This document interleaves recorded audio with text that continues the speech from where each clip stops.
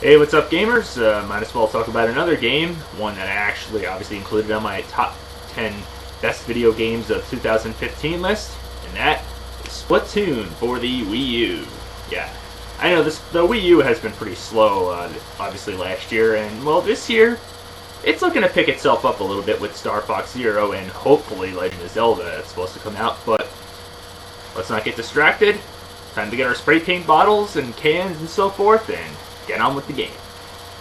Now, yes, this obviously seems like a gimmicky concept, being that Nintendo Wii and Wii U lack Wi-Fi compatibility, even though obviously the Nintendo Wii and the Wii U have had their share of Call of Duty games, and most of you probably are thinking, why do they even bother? Aren't those really the strong point of the Xbox 360 and PS3 and so forth? Well, pretty much, and I guess you can sort of consider this a gimmicky concept and a belated answer back to that, if you can call it that, with spray paint and so forth. Yeah, all about paint in this game. And I gotta say, the concept really seemed weird. I mean, you turn into a squid when you go into the paint just to jump, throwing paint all over the place, and you're probably asking, this is really all you do? Well, yeah, in a way. First of all, of course, you got your basic single-player mode, but the one thing I'll really find annoying is when you start the game up, you get all greeted with this dialogue. Now, I don't mind the first time with a little bit of description here and there, but every time I start the game up and I know what the hell I'm doing, couldn't they just shut up and let me skip this? God! Now, without further ado, you're greeted to this whole lot, and options.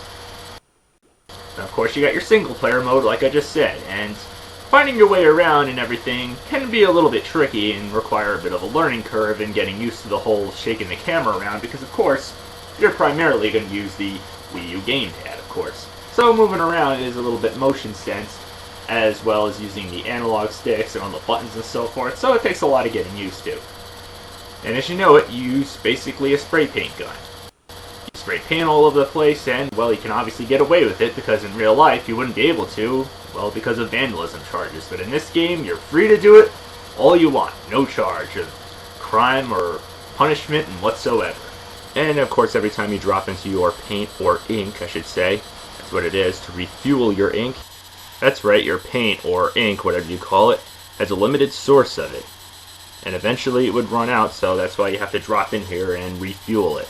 But anyway, you turn into a squid, and you can jump and over gaps that you're not able to jump across as a human being. And of course, it does the same thing every time you jump into any type of transport pot or anything that slings you across. Yeah, you turn into a squid. That's kind of generic, I gotta say, but pretty cool. And all the backgrounds and everything are just weird. I mean, train tracks, and then there's boiling pot, buildings, and all sorts of random things. I mean, it's just weird. What the hell came up with this idea? I mean, wow, they must have been smoking something really bad. And the music's a little funky too, but it's pretty catchy as well. But as strange as these level designs are, I like the problem solving that's involved with these. Yeah, it's a great puzzle game as well as a weirdly designed one too. So anyway, yes, you have to make your way across these gaps and make sure you don't fall to your death, because then it's back to the checkpoint. Yeah, you get checkpoints in this game too. Not a bad idea. I mean, it's common sensical right there. I mean, it wouldn't be great to have to start the whole level all over again. Unless you lose all your 3 lives. Then it's back to the beginning again. How that happens, that is, aside from falling to your death, is of course getting sprayed paint by enemies. Yeah, so whatever colored paint, or ink I should say, you're spraying, the opposite color that your enemies are spraying is, well, the enemy. Yeah, that's the paint you want to avoid, so of course you could spray paint right over that paint. Yeah, and they'll keep shooting it, but the object, of course, is to simply, as you guess, take them out. Yeah. Of course, some of the enemies are easy to take out, and then others can be a little bit trickier. Your weapons, of course, can get upgrades as well, like explosive bombs and all sorts of cool stuff. So it does take a little bit of problem solving to figure it out. And sometimes it can gang up on you really fast, so it can get trickier and trickier as you guess. Oh, and also you come across these computer-controlled opponents. Basically, it's a preview of what you expect online, which I'll get to in a minute. But yep, that's pretty much what you do in this game. You make your way across challenging levels that get harder and trickier every time. And then of course some levels, you even get boss fights. Yep, you actually get boss fights. Some, once again, take a lot of problem solving to figure out. And once you get it, it's pretty simple. It's also highly recommended, and it's a no-brainer, that you should also use these little spear things that you collect along the levels to upgrade your weapons in single-player mode. Definitely a big necessity, and not a bad idea either, because, well, it's definitely helpful. Though, of course, as you guessed, the more and more upgrades you get, the more it's going to cost of these little spear things, which is pretty much your currency in this. Otherwise, this is a great game. I like it. If you can get over all the challenge and learning curve, this is a great one-player game, as well as a great online game.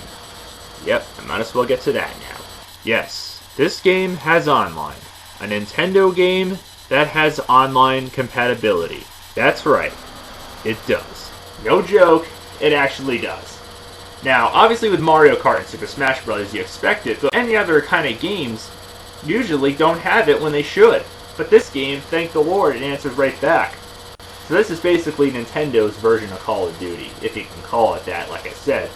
And let me tell you, it's really addicting as ever. And just like Call of Duty, of course, you rank up.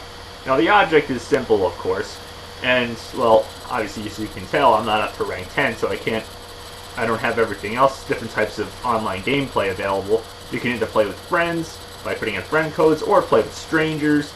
And what do? You go around just spray painting things. Spray paint as much of the area as possible, because that's what this game is all about. And just like one-player mode, like I said, you have a favorite color, that's too bad, because your color is chosen automatically for you, and you can go against your favorite color, it doesn't matter, the other color is your enemy, and you can, just like one-player mode once again, you can spray paint right over that color, and watch out for other players, because of course they can either splat or flatten you, or basically they can take you out, and you can take them out too as well. Whoever's paint takes up the most amount of turf, that's right, it's a turf war, wins.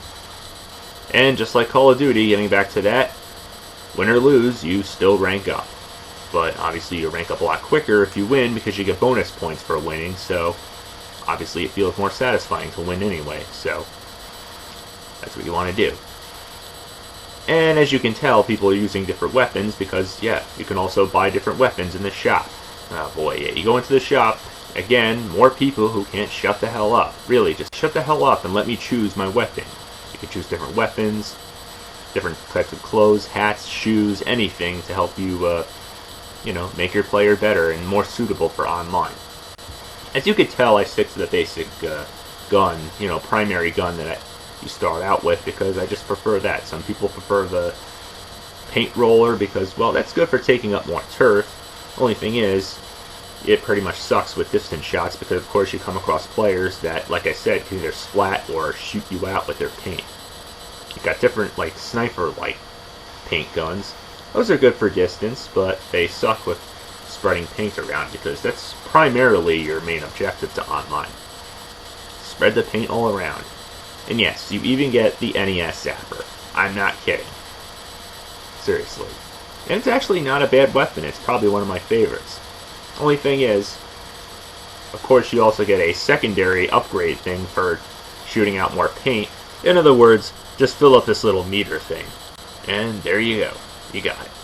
Yeah, they all differ depending on which paint gun you choose. The one for the NES zapper pretty much sucks. It's not even a weapon anyway.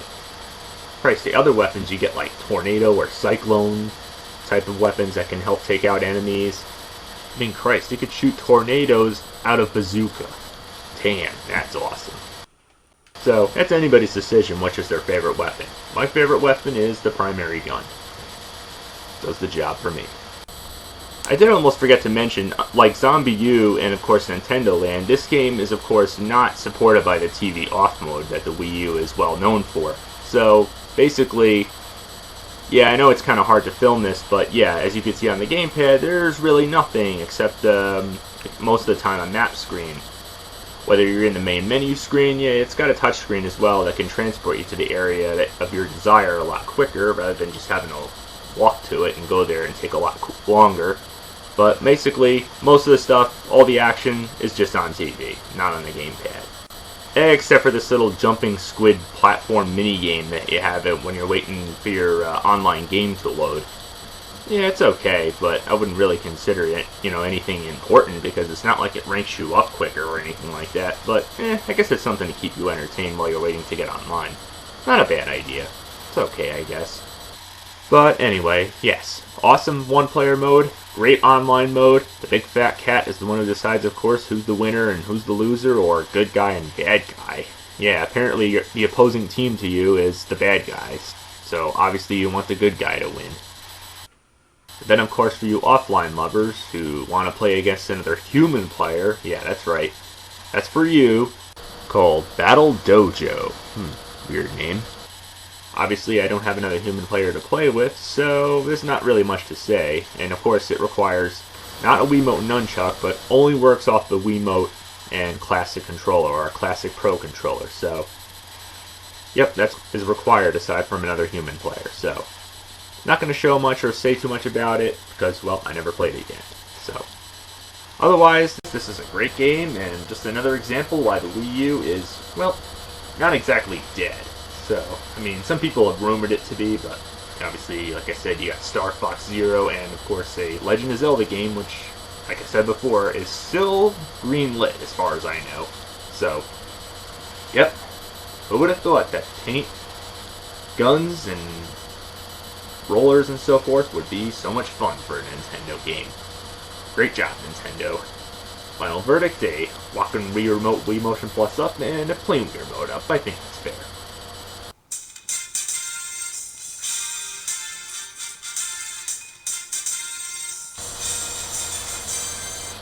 So, till next time, happy gaming.